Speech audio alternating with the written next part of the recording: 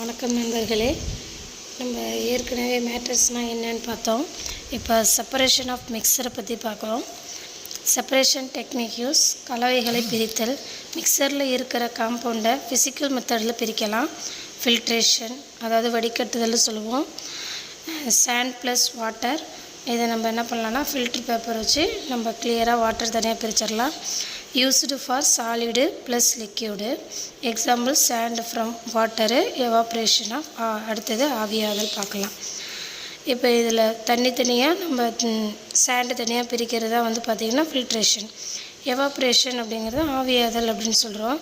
இதில் salt water இருக்குது, அதை ஹீட் பண்ணுறோம், நமக்கு சால்ட் கிறிஸ்டலாக லெஃப்ட் ஆகும். இதை பார்த்திங்கன்னா சால்யூபிள் சாலிடு ப்ளஸ் லிக்யூடு அப்படின்னு சொல்லலாம். எக்ஸாம்பிளுக்கு சால்ட் ஃப்ரம் சீ வாட்டர். இப்போ டிஸ்டிலேஷன் அப்படின்னா பகுதி காய்ச்சி வடித்தல். Used for liquid plus liquid with different boiling பாயிண்டில் இது இருக்கும். எக்ஸாம்பிள் பார்த்திங்கன்னா பெட்ரோலு, ஆல்கஹால் இதெல்லாம் நம்ம சொல்லலாம். இப்போ சீ வாட்டர் பாயில் பண்ணுறோம், கண்டென்சேஷன் ஆன பிறகு பியூர் வாட்டராக கிடைக்கிறது. மேக்னெட்டிக் செப்பரேஷன், இது காந்த பிரித்தல் முறை. Iron filing method and sand. Iron filing plus sand. Magnet attract, அதாவது மேக்னெட் இருக்கு இல்லையா, அதை அயான் அட்ராக்ட் பண்ணும். ஸோ இப்போ நம்ம இதில் நான் மேக்னெட்டிக்கு இது ரெண்டுத்தையும் சொல்கிறோம். அதில் மேக்னெட்டிக் இருக்கிறது அயானை அட்ராக்ட் பண்ணும், நான் மேக்னெட்டிக் பண்ணாது. அது மூலமாக நம்ம பிரிச்சிடலாம். Ion from sand. குரோமோட்டோகிராஃபி அடுத்தது நிறப்பிரிகை. இங்க் டாட்ஸ் ஒரு பேப்பரில் நம்ம வச்சுக்கிறோம், கலர் செப்பரேட்டாக நமக்கு தனித்தனியாக பிரியும். இப்போ எக்ஸாம்பிளுக்கு டை, இங்க், காம்பவுண்டு இது மாதிரி சொல்லலாம். டிஆர்பி கீ பாயிண்ட் என்னன்னு வச்சுக்கோங்க. Physical method only. ப்ராப்பர்ட்டிஸ் ரிட்டைனடு. சப்ளிமேஷனில் பார்த்திங்கன்னா sambar iodine solid to case டைரெக்டாக போகும். ஃப்ராக்ஷனல் டிஸ்டிலேஷனில் பார்த்திங்கன்னா க்ரூட் ஆயிலில் பெட்ரோலு, டீசலு செப்பரேட் பண்ணுறது. இது டிஆர்பி சயின்ஸில் அடிக்கடி வர ஒரு 3 ஆப்ஷன் மெத்தடு. அதாவது chemical reaction, acid base and salt, sublimation plus fractional distillation. First chemical reaction. இதோட டைப் பார்த்திங்கன்னா கம்பைனேஷன், டீகம்போசிஷன், டிஸ்பிளேஸ்மெண்ட் அப்படின்னு பிரிக்கிறோம். டிஸ்பிளேஸ்மெண்ட்டில் 2ஆக சொல்லலாம், சிங்கிள் டிஸ்பிளேஸ்மெண்ட், டபுள் டிஸ்பிளேஸ்மெண்ட்டு. இப்போ கெமிக்கல் ரியாக்ஷனை பார்த்திங்கன்னா இப்போ 2H2 + O2 ரெண்டும் சேர்ந்து என்ன கிடைக்கும், நமக்கு 2H2O அப்படின்னு இது ஒரு கெமிக்கல் ரியாக்ஷன். அதேமாரி ZNன்னு இருக்குது, அது CuSO4 சேர்ந்து ஜிங்க் சல்ஃபேட்டாகவும் ப்ளஸ் காப்பராகவும் நமக்கு கிடைக்கும். டைப்ஸ் ஆஃப் கெமிக்கல் ரியாக்ஷன் அப்படின்னா வேதி வினைகளின் வகைகள். அதில் ஃபஸ்ட்டு கம்பைனேஷன் ரியாக்ஷன். இப்போ H2 + O2 ரெண்டும் கம்பைன் ஆகி H2O ஸ்பார்க் ஆகும் நமக்கு. இப்போ இதில் சேர்க்கை வினை அப்படின்னு சொல்கிறோம் இதை, கம்பைனேஷன் ரியாக்ஷனை. அதாவது A + Bன்னு இருக்குன்னா ABன்னு சேர்ந்து தனி ஒன்றா உருவாகிறது. இப்போ அடுத்தது இதில் டீகம்போசிஷன் அப்படின்னு சொல்கிறோம், அதாவது சிதைவு வினை அப்படின்னு அர்த்தம். இதில் பார்த்திங்கன்னா எலக்ட்ரிக் கரண்ட்டை த்ரோ பண்ணி வாட்டரில் நம்ம இந்த மெத்தடை பண்ணுறோம். இப்போ H2 + O2 இதெல்லாம் எலக்ட்ரிக் கரண்ட்டை த்ரோ பண்ணும்பொழுது வாட்டரில் ஆக்சிஜன் பபுள்ஸாக போகும். அதாவது எலக்ட்ரிக் கரண்ட் பார்க்குறதுனா தண்ணியை உடச்சி H+ ஆக்சிஜன் பபுள்ஸாக வர்றது தான், சரிங்களா. அதை இப்போ பார்த்திங்கன்னா ஏபின்னு ஒன்று இருக்குதுன்னு வச்சுக்கோங்களேன், காம்பவுண்டு. அது A தனியாக ப்ளஸ் B தனியாக வருது. அதாவது 2H2O இருக்குது அப்படின்னா 2H2 தனியாக, O2 தனியாக நமக்கு பிரியுது. இப்போ கீ பாயிண்ட்டுன்னு பார்த்திங்கன்னா ஆல்ரெடி பேலன்ஸில் இருக்கும் இந்த டீகம்போசிஷன் ரியாக்ஷன் பொறுத்தவரையும் ஜஸ்ட் ஆட்டம் கவுண்ட் பண்ணால் போதும், நம்ம ஈக்குவேஷன் பேலன்ஸ் பண்ணிடலாம். அடுத்து டிஸ்பிளேஸ்மெண்ட் ரியாக்ஷனு, இதை இடப்பெயர்ச்சி வினைன்னு சொல்லுவோம். ஜிங்க் ராடை ப்ளூ காப்பர் இருக்குது இல்லைங்களா, ஜிங்க் ராடு இருக்கு இல்லையா, அதை ப்ளூ காப்பராக நமக்கு மாற்றி காமிக்கும். அதாவது எப்படி இருக்குன்னு வச்சிங்கன்னா மோர் ரியாக்டிவ் மெட்டலாக இருக்கும், லெஸ் ரியாக்டிவ் மெட்டலை அதோட சால்ட்லேருந்து நமக்கு வெளியே தள்ளிடும். அதாவது டிஆர்பி பாயிண்டில் பார்த்திங்கன்னா ரியாக்டிவ் சீரியஸாக இருக்கும், அதனால் ஜிங்க்கு காப்பரை டிஸ்ப்ளேஸ் பண்ணுது. அப்படின்னு சொல்லலாம். இப்போ ஜிங்க் ராடு இன் காப்பர் சல்ஃபேட் சொல்யூஷன் வந்து பார்த்திங்கன்னா ப்ளூ ஃபேட்ஸு ப்ரௌன் கோட்டிங்கில் நமக்கு உருவாகும். சல்ஃபேட்டில் வந்து போட்டால் அப்படின்னா ப்ளூ கலர் ஃபேட் ஆகி ப்ரௌன் மெட்டல் கோட்டிங்கும் வருது அப்படிங்கிறதான் அர்த்தம். இப்போ ஏ ப்ளஸ் பிசின்னு இருக்குது அப்படின்னா ஏசியாகவும் ப்ளஸ் பியாகவும் தனியாக கிடைக்கும். எக்ஸாம்பிளுக்கு இப்போ Z10 ப்ளஸ் GuSO4 இருக்குன்னா Z10 CuSO4ஆகவும் Cu தனியாகவும் கிடைக்கும். டபுள் டிஸ்பிளேஸ்மெண்ட்னு ரியாக்ஷனு இது இரட்டை இடப்பெயர்ச்சி வினை. Silver nitrate plus sodium chloride கலந்த உடனே ஒயிட் ப்ரிசிப்டேட்டாக நமக்கு சில்வர் குளோரைடு ஃபார்ம் ஆகும். இப்போ AgNO3 ப்ளஸ் NaCl இருக்குன்னா ஒயிட் ப்ரிசிப்டேட்டாக நமக்கு AgCl உருவாகும். இது வந்து பார்த்திங்கன்னா இப்போ AB ப்ளஸ் CDன்னு இருக்குது ரியாக்டன்ட் அப்படின்னா AD ப்ளஸ்ஸாகவும் CB அப்படின்னும் கிடைக்கும். அதாவது AgNO3 ப்ளஸ் NaCl இருக்குன்னா AgClஆகவும் NaNO3ஆகவும் நமக்கு கிடைக்கும். நமக்கு கீ பாயிண்ட் என்ன எப்படி ஞாபகம் வச்சுக்கோன்னா நியூ சப்ஸ்டன்ஸில் ஃபார்ம் ஆகும். கெமிக்கல் வந்து பார்த்திங்க அப்படின்னா இதில் ரொம்ப அதாவது பாண்டு கெமிக்கல் பாண்டு பிரேக் ஆகி அதுக்கப்புறம் ஃபார்ம் ஆகுங்கிறதான். இன்னொன்று பார்த்திங்கன்னா 2 or more ரியாக்டன்ட்டு ஒரு சிங்கிள் ப்ராடக்டை நமக்கு கொடுக்கும். அப்புறம் பார்த்திங்கன்னா 2 காம்பவுண்டில் 2 நியூ காம்பவுண்ட் இருக்குங்கன்னா 2 நியூ காம்பவுண்டை பண்ணும். இங்கே அயான் எக்ஸ்சேஞ்சு நடக்கும். அடுத்தது ஆசிட் பேஸ் அண்டு சால்ட்டு அமிலங்கள் காரங்கள் உப்புகள். Properties indicator pH scale neutralisation இதுதான் இதில் நம்ம பார்ப்போம். எக்ஸாம்பிளுக்கு லெமன் இருக்குன்னா அது ஆசிடு, சோப்பு இருக்குன்னா பேஸு. சரிங்களா? NaCl அதாவது சோடியம் குளோரைடு இருக்குன்னா அது சால்ட்டு.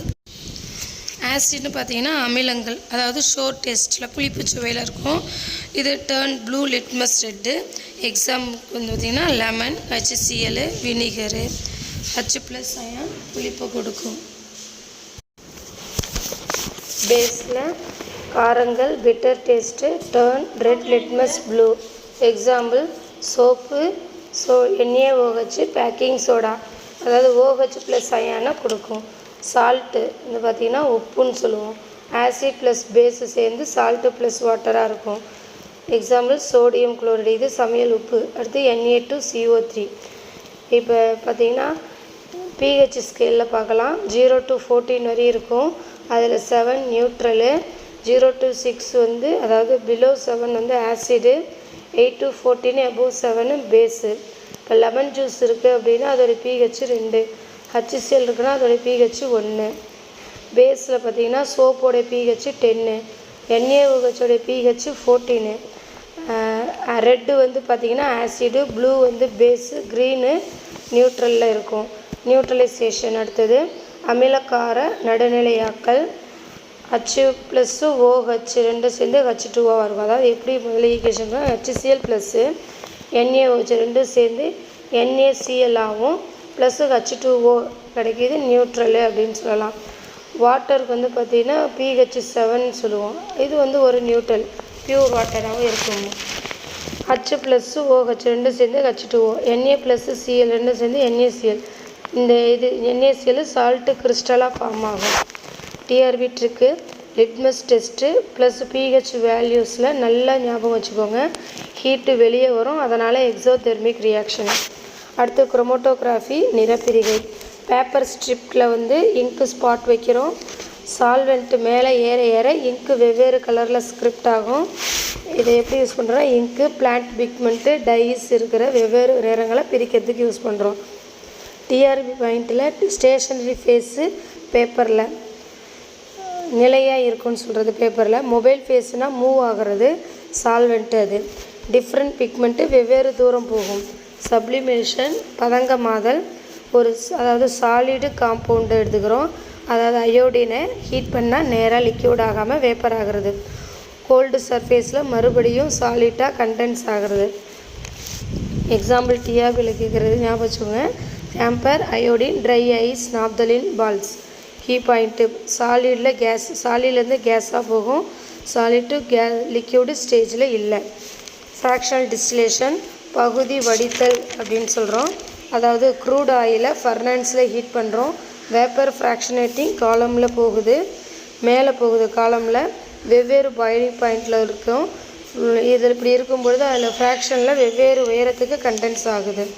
காலமில் கீழே இருந்து மேலே பாட்டம், அதாவது பாட்டத்தில் பியூட்யூமன் லுப்ரிகேட்டிங் ஆயில் ஹை பாயிலிங் பாயிண்டில் இருக்கும். மிடில் டீசல் கெரோசின் இருக்கும். டாப்பில் பெட்ரோல் கேஸு லோ பாயிலிங் பாயிண்டில் இருக்கும். டிஆர்பி பாயிண்டில் மிக்சரை லிக்யூடு வித் டிஃப்ரெண்ட் பாயிலிங் பாயிண்டை பிரிக்க யூஸ் ஆகுது. அடுத்து சென்ட்ரிஃபிகேஷன், மைய விளக்கு வடிகட்டல். மில்க்கு எக்ஸாம்பிள் மட்டும் வச்சு பார்க்கலாம். க்ரீம் மேலே இருக்கும், ஸ்கிம்டு மில்க்கு கீழே. வாஷிங் மிஷினில் நம்ம ட்ரையரில் தண்ணி வந்து துணியிலேருந்து பிரிகிறது. லேபில் டெஸ்ட் டியூப்பில் ஸ்பின் ஆகி ஹெவியர் பார்ட்டிக்கல் வந்து பார்த்திங்கன்னா கீழே செட்டில் ஆகிறதா பார்ப்போம். எவாப்ரேஷன், அது வந்து ஆவியாதல்னு சொல்லுவோம். இன்னொன்று கண்டென்சேஷன், அதை ஒடுக்கம்னு சொல்லுவோம். உப்பு கலந்த தண்ணியை ஹீட் பண்ணுறோம், வாட்டர் மட்டும் வேப்பர் ஆகி மேலே போகுது, அதான் எவாப்ரேஷன். கோல்டு சர்ஃபேஸில் தட்டி பியூர் வாட்டர் ட்ராப் ஆக கீழே விடுது, இதை கண்டென்சேஷன். பீக்கரில் சால்ட்டு மட்டும் மிஞ்சுது, டிஆர்பியில் யூஸ் பண்ணுறது. சீ வாட்டர்லேருந்து உப்பு எடுக்க இம்பியூர் வாட்டரை பியூர் வாட்டராக ஆக்கிறதுக்கு. சரிங்களா? அடுத்து கீ ஞாபகம் வச்சுக்கோங்க.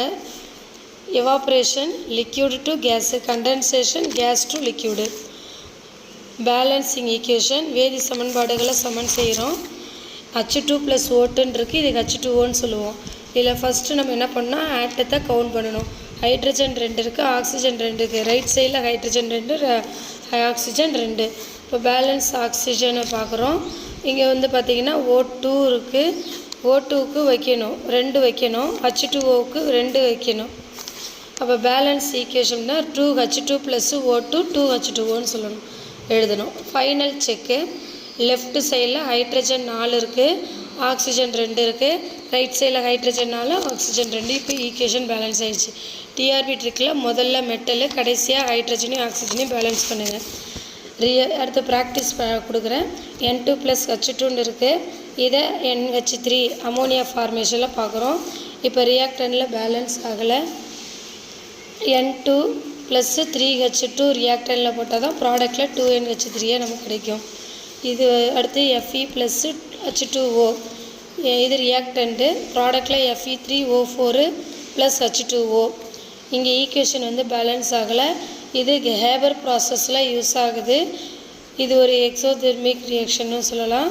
இப்போ இதில் வந்து பார்த்திங்கன்னா 3Fe + 4H2Oன்னு போட்டால் தான் நமக்கு Fe3O4 + 3H2 அப்படின்னு கிடைக்கும். இப்போ அயான் ஸ்டீம் மெத்தட் இருக்கு இல்லையா, அந்த ஸ்டீமில்